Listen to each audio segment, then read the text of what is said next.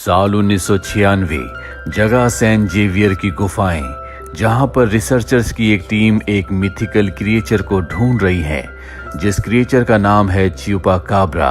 और अब जब ये सब के सब अंदर होते हैं, तभी एक रिसर्चर्स को एक नीले रंग का पंख मिलता है जो च्यूपाकाब्रा का है। उसे देखकर वो बहुत खुश हो जाता है और भागता हुआ बाहर जाता है जहां पर साइंटिस्ट क्विन है।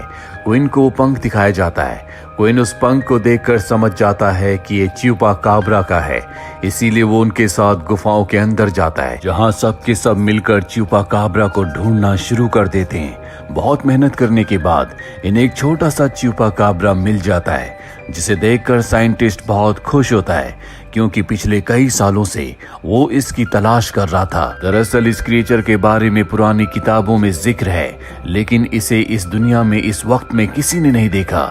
और यहाँ पर साइंटिस्ट का ये मानना होता है कि इसके अंदर, इसके शरीर में ऐसी शक्तियां हैं जिससे बहुत आधुनिक दवाइयां बनाई जा सकती है, जिससे बड़ी से बड़ी बीमारी का इलाज आसानी से किया जा सकता है।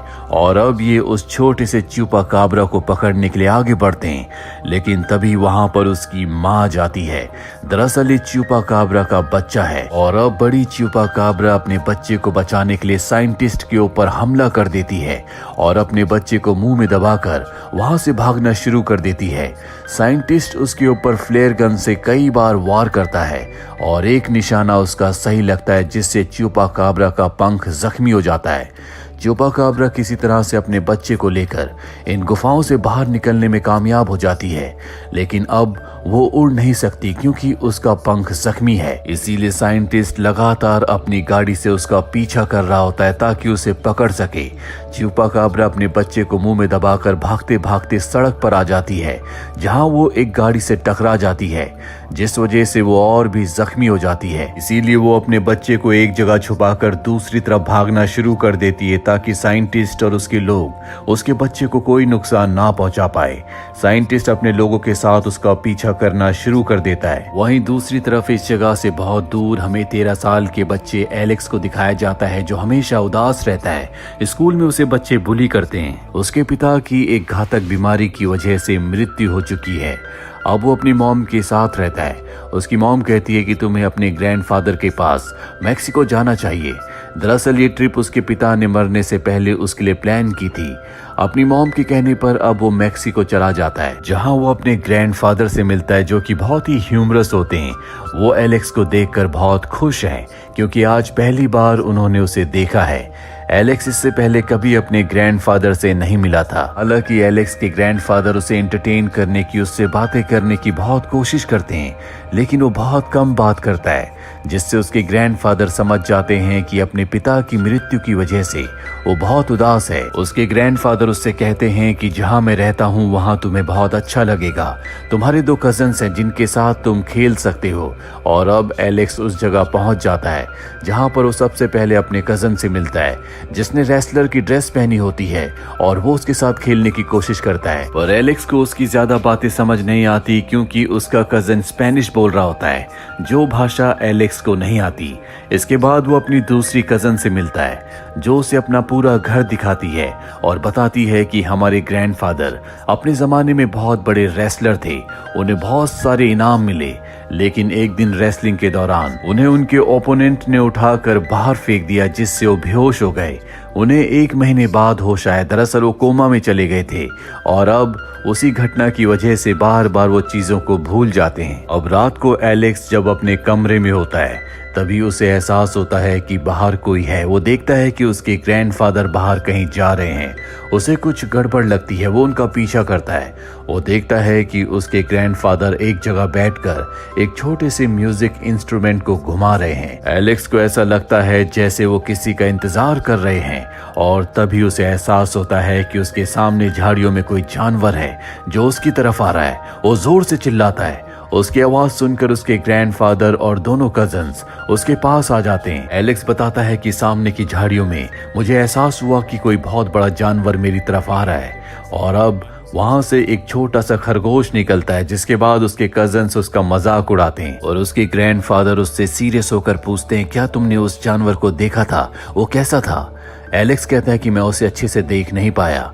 और अब एलेक्स को अपने ग्रैंडफादर पर शक हो जाता है।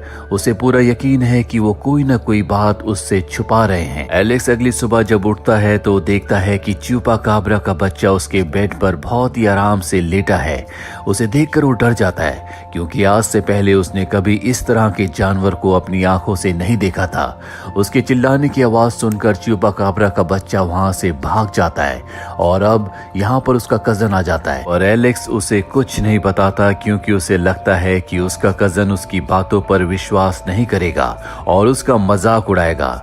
इसके बाद वो विंडो से बाहर च्यूपाकाब्रा को देखता है जहां से वो भागा था।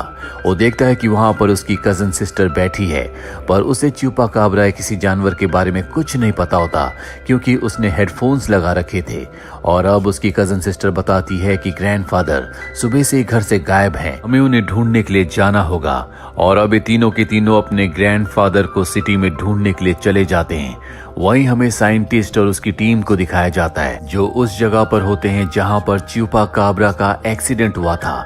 और अब यहाँ पर इन्हें एक नंबर प्लेट मिलती है जो उस गाड़ी की होती है जिससे च्यूपाकाब्रा टकराया था।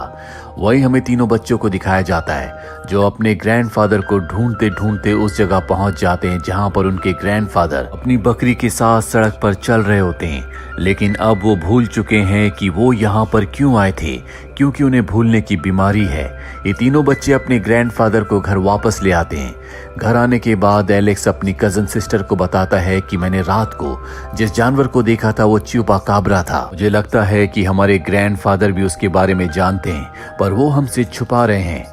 उसकी कजन सिस्टर उसकी बातों पर विश्वास नहीं करती, जिसके बाद एलेक्स उसी इंस्ट्रूमेंट को लेकर वहीं जाता है जहां पर रात को उसके ग्रैंडफादर उस इंस्ट्रूमेंट को घुमा रहे थे जिससे म्यूजिक निकलता है। और अब वो भी ऐसे ही करता है और तभी उसके सामने च्यूपाकाब्रा का बच्चा आ जाता है। एलेक्स को जल्दी एहसास हो जाता है कि ये बहुत ही फ्रेंडली है, ये उसे नुकसान नहीं पहुंचाएगा। एलेक्स को समझ में आ जाता है कि च्यूपाकाब्रा का बच्चा भूखा है, इसीलिए फ्रिज से वो उसके लिए खाना लाता है। ये दोनों आपस में बहुत खेलते हैं। पर अगली सुबह एलेक्स का जो कजन होता है वो उसे ढूंढता हुआ उस जगह आ जाता है जहां पर च्यूपाकाब्रा है। हालांकि च्यूपाकाब्रा ऊपर होता है, पर अगले पल वो उसके सामने आ जाता है, जिससे एलेक्स का कजन बहुत डर जाता है। एलेक्स उसे समझाता है कि ये तुम्हें नुकसान नहीं पहुंचाएगा और जल्दी इन सब की दोस्ती हो जाती है। इसके बाद एलेक्स की कजन सिस्टर भी यहाँ पर आ जाती है, जो पहले तो च्यूपाकाब्रा के बच्चे को देखकर घबरा जाती है, पर एलेक्स जल्दी उसकी दोस्ती भी च्यूपाकाब्रा के बच्चे से करवा देता है। और अब इनकी आवाज सुनकर ग्रैंडफादर भी इस जगह पर आ जाते हैं। च्यूपाकाब्रा का बच्चा जब उन्हें देखता है तो भागकर उनकी तरफ जाता है, जिससे सब बच्चे समझ जाते हैं कि ग्रैंडफादर पहले से इस बच्चे को जानते हैं। और अब ग्रैंडफादर सबको बताते हैं कि कुछ दिन पहले एक बहुत बड़ा जानवर मेरी गाड़ी से टकराया था। पहले तो मुझे लगा कि वो कोई आम जानवर होगा, पर कुछ ही देर बाद मुझे छोटा सा मिथिकल क्रिएचर मिला जिसे च्यूपाकाब्रा कहा जाता है। मुझे समझ में आ गया कि इसकी मॉम ही मेरी गाड़ी से टकराई थी।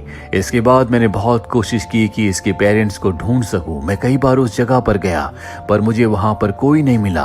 और अब बहुत सारे सरकारी लोग इस च्यूपाकाब्रा को ढूंढ रहे हैं, और अगर ये मासूम च्यूपाकाब्रा उनके हाथ लग गया तो वो इसके ऊपर बहुत सारे एक्सपेरिमेंट करेंगे, रिसर्च करेंगे, जिससे इसे बहुत तकलीफ होगी।